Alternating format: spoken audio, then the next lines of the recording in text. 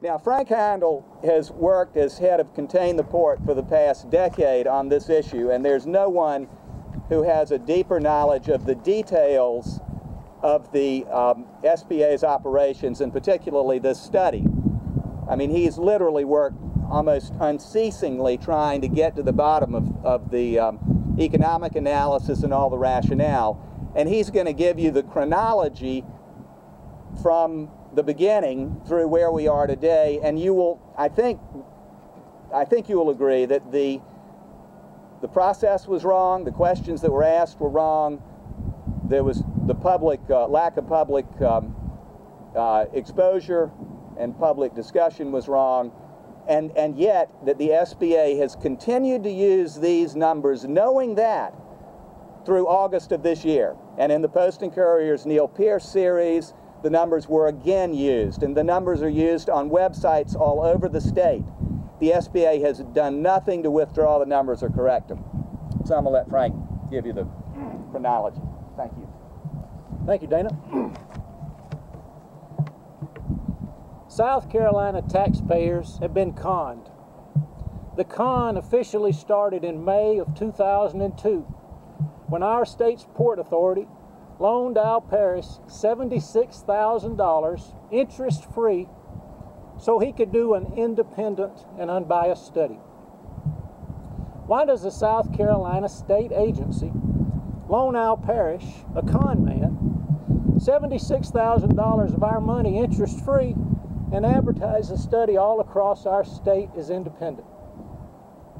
According to the deal cut between Parish and the SPA, Parish gets to pay off the loan after he finds more victims to sell his economic studies to.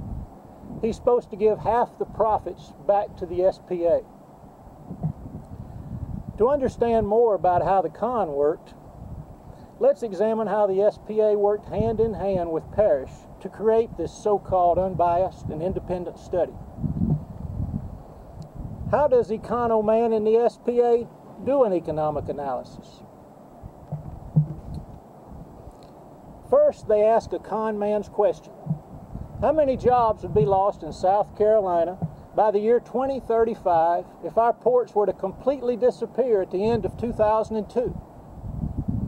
Let's look at an analogy, a road building project.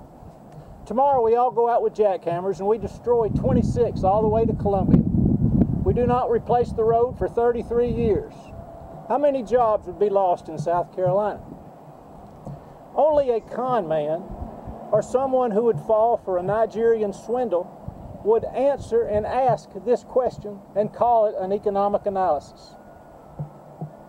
In November of 2002, Al Parish sent an email to the SPA with a draft of their study, and Parish told the SPA they could change the wording, the text, any way they want to.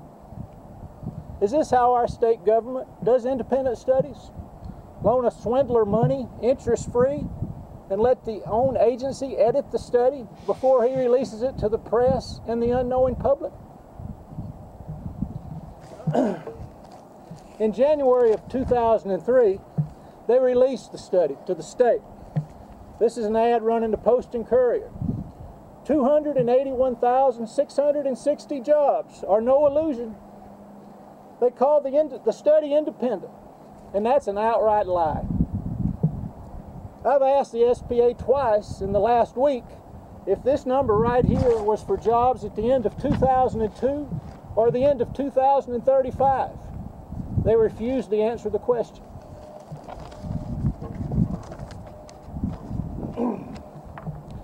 And that makes me wonder what, if anything, with this ad is true. On January the 14th, 2003, when we were questioning Al about this questionable study, he admitted he shredded all the surveys. How convenient. The swindler shredded all the proof. When asked by the press about Parish when this study was being questioned, an SPA spokesperson said, "I think his credibility is beyond reproach." I think his credibility is beyond reproach. How should that statement make us feel about our SPA management team? When we started questioning Parish about the finances around this study, he quickly paid back the loan with private grant money. Even though this study was heavily criticized, the SPA advertised and advertised and advertised it. Why was the SPA so set on having a study that showed a lot of jobs? It is very simple. The more jobs the SPA can show our politicians, even if they had to hire a con man to produce the numbers, the more money the SPA can get from taxpayers. The SPA pushed these numbers to our legislators relentlessly for over 4 years. In 2005, a loan application to our state infrastructure bank for the port access road used Parish's numbers. In this application, it states, this independent study was completed as a service to the citizens of South Carolina and did not receive funding from the Ports Authority or any other entity. Here we have a con man telling us he is doing the taxpayers a service. And there is no mention made of the interest-free loan by the State Ports Authority necessary to complete the study. The final economic impact statement, released in December of 2006, prominently displays Parish's work, calling it once again independent. On February the 19th, 2007, in the Charleston Regional Business Journal, I will quote, lawmakers on the committee said they voted to release the funds because the Port of Charleston is critical to the state's economy, supporting 280,000 jobs.